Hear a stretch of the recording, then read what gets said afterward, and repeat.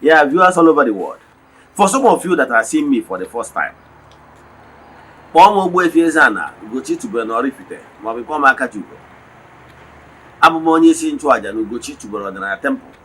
Anyị na-agba afọ gbaa afa miri emi lụkwazị ọrụ mmụọ dị iche iche. Abụkwazị m onye isi nchụaja na ọdịnala na Restoration Evangelical Mission, bụrụ onye mgbasa ozi ọdịnala Igbo. So you can call me a priest or an evangelist. I will answer. My mission is to help people live better life. N'ụbọchị taa, n'oge awa nke eziokwu, isiokwu anyị ji wee bịa bụ power of gratitude. Inye ekele. Wee kwuo na there is power in gratitude. Because all gratitude na-ebute praise. As in out of the abundance of the heart, the mouth speaks. Ọ bụrụ na ọnụ ọchị gwa gị, ikwupụta ya n'ọnụ. Abụ na onye na-eri ekene rie ọnya rie ndọkọrọ. Bụrụ onye na-ekene ekene, no matter how small thing, ọ bụ mmadụ ma ọ bụ mmụọ mere gị, kene ya maka na ekene nwaanyị na-agwa akịrịka dị agwọta ọzọ. Ofu ihe ịma na about gratitude bụ na ọ na-egosi na inwe the purest heart. Ọ na-egosi na ị nwere obi ọcha na nke emere gị tụrụ n'anya. O nwere onye oke obi na-eri nke ọjọọ. Ọ bụrụ na ndị mmadụ, people that come across you, notice na ị bụrụ onye na-enwe adị grateful, ịdị enwe gratitude, ịdị ekene ekene, ha ga na-afụta ya mụ n'iwe onye obi ọjọọ na o nwere ihe emere gị na-atụ gị n'anya, mana mmadụ mana mmụọ. And ọ ga-eprevent ihe ime ọzọ, maka na asị na-ekene onye akịdị ike adị agwọta ọzọ. So know the power of gratitude. O nwere ihe mmụọ na-eri na-abụrụ ekene. Ọ bụgoro mmadụ, ọ na-eme ka obi jụrụ mmadụ. Mana n'ebe mmụọ nọ, mana na o nwere ihe Chineke na-eri. Chineke anaghị eri ji, ọ na-eri ede. Yes, mmụọ abụ na mmụọ abụ na mmụọ, ọbụla dị ojiche onye ụwa gị na mmụọ abụ na mmụọ na-eso na-achụrụ aja. Ha anaghị eri ji, ha anaghị eri ede, ha anaghị eri anụmanụ ọbụla. Anụmanụ ahụ na ewere chụọrọ mmụọ aja, mmadụ ga-eri ya. Mgbe obiọma kpakwuo mmadụ, mmadụ asị Chineke ekene dịrị gị. Chineke ekene dịrị gị, mmadụ na-eme. So ihe eji sị ihe na-achụ aja bụ na ịchụ aja gosiri gratitude. Nwanne chụbakwa aja maka na aja karịrị ọgwụ. And ị nwere ike ịchụ aja ma ọ bụrụ na ị nwere mmụọ ekene. Ịchụ aja ga-abụrịrị born out of gratitude. Today m akọwara the importance of gratitude. So pay attention. Onwe onye ịma adị grateful na-emerie ihe, ha ga the person. Onwekwara onye ịma na-adị grateful mgbe ọ bụla emerie ihe, ha ga the person. Ka o wee mere gaba. Before we dive into today's lecture, important announcement. I know the month of September, group ritual prayers and ritual is still ongoing. N'isi ụtụtụ eje go na temple chụọ aja go ọfọ kwubi okwu n'isi ndị niile sonyere anyị all over the world. The friends of the temple, the children of the temple, the members of the Restoration Evangelical Mission and consecrated group. Etu a ka anyị ji megide eti the last day of the month. Anyị ga-eje na mmiri ikpe ile ọma n'aha mmadụ dum bịa na temple chụọ aja to entities of powers. Jee n'ebe nchụ aja gbuo ebulu saraka. Then ụmụ mmụọ na nke ha mere. Then kende amusu. Yes. So ị nwere ike isonyere anyị na ọ bụrụ na ị chọrọ isonyere anyị. Anyị malitere ịchụ aja anyị n'igwe ihe karịgoro 3 years now. We have massive testimonies. So ọ bụrụ na ị chọrọ isonyere anyị, ihe ị ga-eme bụ ịchatị m na WhatsApp, agwazie gị other details we need for you in order to book you. Before ngwa gị my WhatsApp number ị ga-eji nweta mbụ ọkwa nke ịbụa. Ọ bụrụ na ị bụ child of the temple, echefuna na annual festival for the year is still ongoing. Ọ ga-abịa na 16th of September. Atụrụ anya na onye ọbụla bụ child of the temple all over the world, whether ma ihe abịa ma ọ bụ na ihe abịa, na ị ga-esend ya support the electric can afford. Iji wee mee this festival a huge success. Echefukwana na our annual festival this year is very unique because all special festival. Echefukwana na ọ na-aja festival ka anyị ga-eme foundation laying of the place of worship of Chukwuoke pụrụ ime ihe niile. So a special festival. So whatever you can support, yes, then under the influence of my voice now, you are invited. Now let's dive into today's lecture proper. WhatsApp number is 0805 78 37672 or 0813 8243 871. Now the screen gig of number. Now let's proceed. Power of gratitude. And machi kọwara n'ihe Chineke na-eri, ihe ụmụ mmụọ na-eri bụ ekele. Ụmụ mmụọ anaghị eri aja ọbụla. Aja ọbụla ọsọ ya bụrụ mmụọ anaghị eri ya. Yes, all element human beings and the animals all animals na-eri aja niile a na-achụ for the nourishment of their body as animals, whether more human or other animals we know. Ọ bụrụ na aja ekene ka echuru wuti ego, mmụọ anaghị eri ego. Maka money is a legal tender created by man for the purpose of transaction. So ọ bụrụ ihe mmụọ na-eri. Mmụọ anaghịkwa eri aja ihe mmee. Ji na ọkụkọ anyị na-ebujere pastọ gị, ji na ọkụ ị na-ebujere fada gị, ji na ọkụ anyị na-ebujere priest gị, ọbụrụ mmụọ na-eri ya. Ntị ọ dị. Yes, ọ mmụọ na-eme mmadụ daalụ. Mmụọ eriri ya maka na mmụọ enwero blood. Ihe anyị nwanwụ mmadụ ji eri nri bụ to nourish our blood and skin anyị, because anyị ka dị na nke ndị dị ndụ. Mana mmụọ enwere anụ arụ, so they doesn't eat. Kama na ihe anyị nwa na-eme bụ na ọ na-abụ ihe ọma mere anyị iji wee show ụmụ mmụọ gratitude. Kedụkwana ka anyị nwere anyị ga-enyewu mmụọ? Kedu ihe anyị nwere anyị ga-enye Chineke na-abụrụ ọsọ ekene? Ihe ahụ anyị na-eje weta ji na ọkụkọ ebunu weta ụmụ ihe niile ndị a weta ego ihe niile abụ iji kene Chineke, mana ọ bụrụ na o nwere ihe ndị o ji eme. Kama na o gosiri na obi ọcha, the gratitude, na anyị dị grateful maka na ihe ọma meela obi ekwupụta ya. Kedu ihe ọ dị nnọọ ka ihe anọkọta nye president of Nigeria? Kedu ihe ị ga-enye? Oh yeah, he has all the money. Mana nkene etu a ka ọ dị Chukwu oke pụrụ ime ihe niile. O nwere ihe ị ga-enye Chineke because na ọnya kere ihe dum. Kere efi ka ị ga-enye nwa kere efi, kere anụmanụ ị ga-enye ugo ya kere odoses. Kama na onye ga-asị mmadụ ndụ ọ bụrụ na ọ sịrị ya, ọ na-ewute.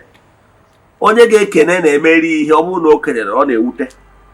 Maka ndị ga-asị ka ole nga ọ dị n'akwụkwọ nsọ, ịdọta n'akwụkwọ Matiu ebe Jizọs na-ekwu okwu na ọ gwara mmadụ 10 wee sị ha ji egosi ụkọchukwu onwe ha ingratitude. Mgbe ha na-agazi n'ụzọ ka ha ji egosi ụkọchukwu onwe ha, ofu onye n'ime ha wee cheta fụkwa na ahụ ya adịghịkwa mma. O wee sị maka eje kenegoro onye mere ka ahụ ya dị ya mma.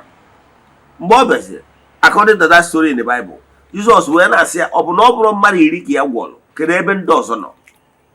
Ihe o ji abụ na-ekwu otu Bible bụ na there is no point quoting other books you have not read, because quoting all of them will not make any impact, because you have not read them or you have not even seen them. So there is no point quoting the Lion of Africa, the Gate of the Heaven Opens, quoting the Book of Death and other sacred books. No point, because you have not read them. So what I'm quoting for you is what you know.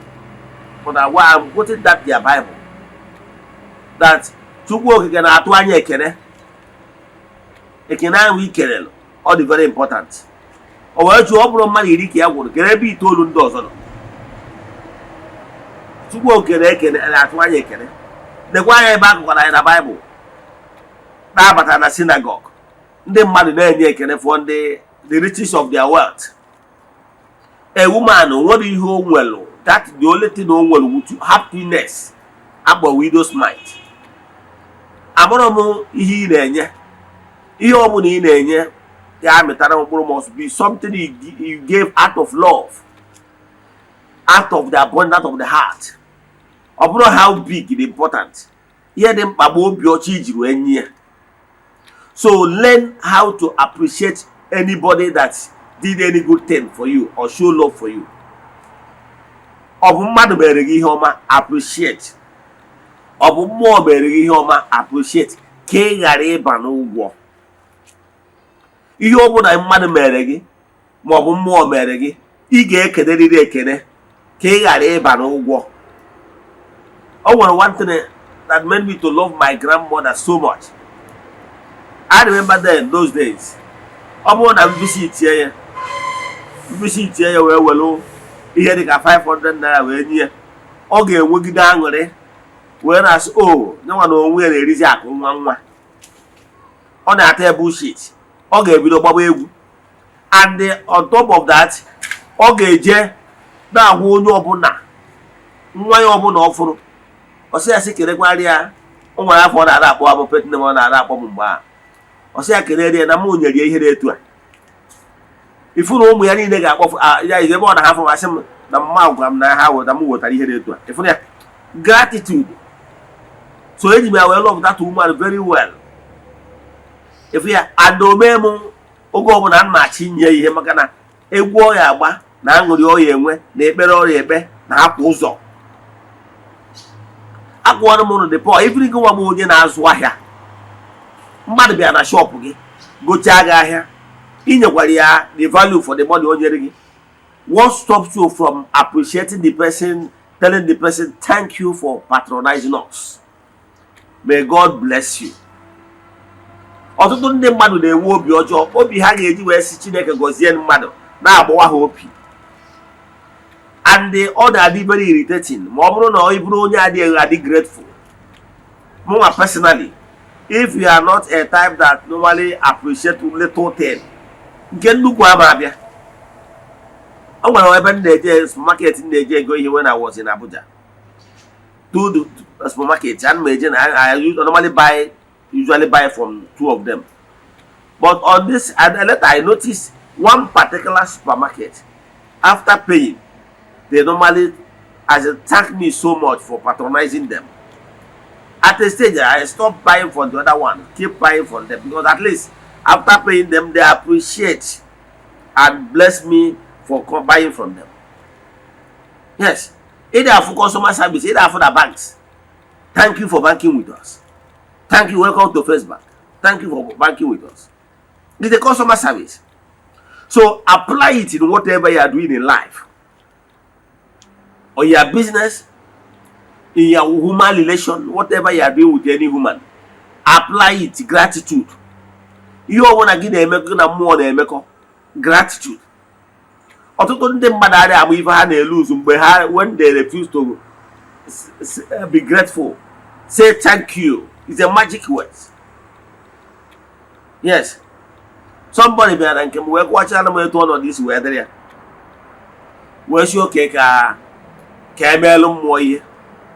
You walk where you know we. I'm not to be here on part of. Because I had a way ahead of one where you hear sorrow, you could only one of the what you from whatever. So, press down, walk where you or I won't know what's a long one. Where say, no more the head to a berry, a bit of that 1 month time, there, me headed to walk along. So, within 2 weeks, he also marry and what a new go. Contract on our go better. Where see, he can't think what too sudden. Care where they go away, may one turnover over one business once you offer online. Or where's it go with this money? Where they see your business. No change can was in the air couldn't pay. Can you see a gun? Yeah, call out within 2 weeks. Get got on or with the one and look. Instead of that, we never soon cook well. Or get here gun your business. I want not scam, a scam boy. Eze-Ana. Learn how to fulfill your promise. More than madam and more. More would you fulfill your promise on a tom water, not tom mother. Oh, I wasn't no matter. I don't know that one won't go well. Ubugoro mamma may go my hand doors over time, so no, I want my idea. Here, some of them manual water, my Hennessy, my dozen. I don't take them. Yes, I don't take them. I want a man a little man pure wine. Now, what's here? I'm very happy. No matter what happened on your water, I'm very happy. I'm going to operate here nearly. But we what here what I go to go need grateful. Imagine one day there is woman money, we had 200 water. Now I'm very happy. I go here. So here in Argentina, he there no more entities of powers. I'm not an area of money area. Mana, he was here.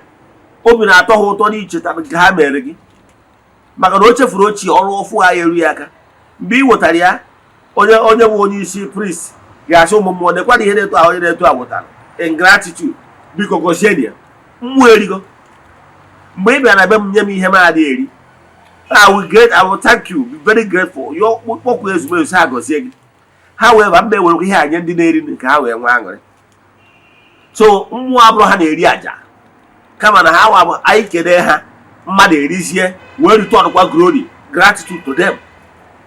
Ihe Chukwu na-eri ime otuto maka na Chukwu bụ mmụọ.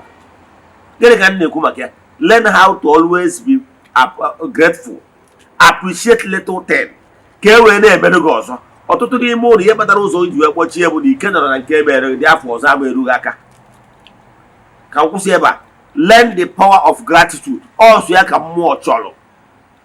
Anyị na-eji ọjị kene Chukwu oke pụrụ ime ihe niile kene ụmụ mmụọ maka nke ha mere ka ha mee ọzọ.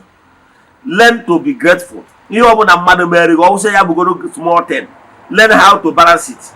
My grandmother ọ bụrụ na nye ihe o nwere ka okwe ka na ọ ya eje chọwa akụ oyibo chọwa ube chọwa mango sị m chere ka ụmụaka ghọtara m ihe dị etu a ọ ya achọ dị ka onye m something ka o wee strike a balance. So always try to strike a balance whenever you are favored, being favored by man or spirit. Make sure you return something to balance it. Ọ bụrụ na ego ka eji gozie gị return or something to balance it ka ị ghara ịba n'ụgwọ. Ọtụtụ n'ime ụnụ nọcha n'ime ụgwọ iji mmadụ maọbụ iji mmụọ anọ onye ma bụ the hindrance in them. Learn to appreciate. Ka m kwụsị ebe a. Nọmba ihe nweta mbụ 0805 7837670 or 08138243871. N'anya na screen gị ga-afịa. Let us pray. Ekwere m na Chineke.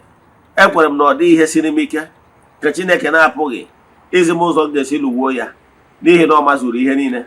Obi m siri ike na Chineke emeworo m ya. Ya gazie. May the blessing of Chukwu oke pụrụ ime ihe niile be with you all. May you be protected. May you be favored. Go, shine and dominate. Udo dịrị unu.